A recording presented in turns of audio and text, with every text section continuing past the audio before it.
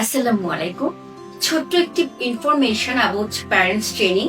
Specially আমি বলবো rehabilitation ট্রিটমেন্টের ক্ষেত্রে, অর্থাৎ স্পেশাল চাইল্ডসদের ক্ষেত্রে প্যারেন্টস ট্রেনিং সব প্যারেন্টসদেরই প্রয়োজন হয়, সেটি স্পেশাল হোক অথবা নর্মাল বাচ্চা, দুটো ক্ষেত্রে অ্যাকচুয়ালি প্যারেন্টস ট্রেনিং প্রয়োজন। কেন প্রয়োজন? অনেক প্যারেন্টস মনে করেন একটি বাচ্চাকে যখন স্কুলে দিচ্ছেন, স্পেশাল স্কুল কিংবা নর্মাল স্কুল, তারা হয়তো বা মনে করছেন যে আমার দায়িত্ব শেষ, কিংবা স্কুলে আমি দিয়েছি, আমি টাকা খরচ করছি, আমি সময় নষ্ট করছি, সো এখন থেকে তাদের রেসপন্সিবিলিটিস আমার বাচ্চাকে কিভাবে তারা ট্রিটমেন্ট করবে কিংবা স্কুলিং করবে অথবা তার সবকিছুর জন্য। এটি আমাদের একটি ভুল ধারণা। আপনার যদি ট্রেনিং থাকে কিংবা আপনার যদি কাউন্সিলিং যদি আমি করতে পারি প্যারেন্টসদেরকে নিয়ে, আমি নিজেও একজন প্যারেন্টস, সো এটার বাইরে আমিও না, এই বৃত্তের বাইরে আমিও যাচ্ছি না।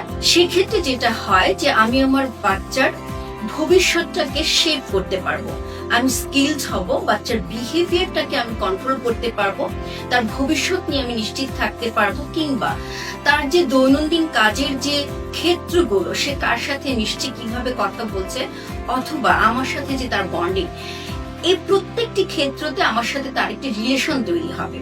বিশেষ করে আমি স্পেশাল বাচ্চাদের ক্ষেত্রে একটু বলতে চাই, আপনি যখন ট্রেন আপ হবেন তখন আপনি হবেন তার ফার্স্ট টিচার, আপনি হবেন তার ফার্স্ট ডক্টর, আপনি হবেন তার ফার্স্ট কেয়ার গিভার্স, এবং আপনি হবেন তার বেস্ট ফ্রেন্ড। কেন? বিকজ আপনি তার ডেভেলপমেন্টের ব্যাপারটি আপনার কাছে সুস্পষ্ট থাকবে, কেউ আপনাকে এটি নিয়ে ভিন্নভাবে আপনাকে বোঝাতে পারবে না। আপনি বুঝতে পারবেন বাচ্চাটি ডেভেলপমেন্ট হচ্ছে অথবা হচ্ছে না, কম্পারিজনটা আপনি করতে পারবেন। দ্বিতীয়ত, তার বিহেভিয়ার ডেভেলপমেন্টে আপনি একটি বিশেষ ভূমিকা রাখতে পারবেন। তৃতীয়ত, তার যে আনুষঙ্গিক যে কাজকর্মগুলো, যে সে কি করছে, কি করাতে তার একটি বিহেভিয়ার চেঞ্জ হচ্ছে অথবা খারাপের দিকে যাচ্ছে, অথবা তার ডিজিজ কন্ডিশনসটি কেন ডেভেলপমেন্ট হচ্ছে না, এটি আপনি বুঝতে পারবেন। তার ভবিষ্যৎকে আপনি নিশ্চিত করতে পারবেন। তার কেরিয়ার তৈরির ক্ষেত্রে আপনার ভূমিকাটি হবে অনন্য। তার সাথে আপনার যে বন্ডিংটি, সেটি হবে অনেক বেশি মজবুত। তার সাথে একটি ফ্রেন্ডশিপ তৈরি হবে, এবং এতে যেটি হবে, এই বাচ্চাটি আপনার সাথে সবকিছু শেয়ার করবে। হোক সে স্পেশাল চাইল্ড, তারপরে সে তার বিভিন্ন ধরনের বডি ল্যাঙ্গুয়েজ কিংবা তার বিহেভিয়ার আপনাকে বোঝাতে চেষ্টা করবে সে কোথায় প্রবলেম ফেস করছে। অনেক সময় আমাদের সামাজিকতায়, আমাদের পরিবারে কিংবা পরিবারের বাইরে অনেক সময় স্পেশাল চাইল্ডরাও অনেক ধরনের বিপদের সম্মুখীন হতে পারে।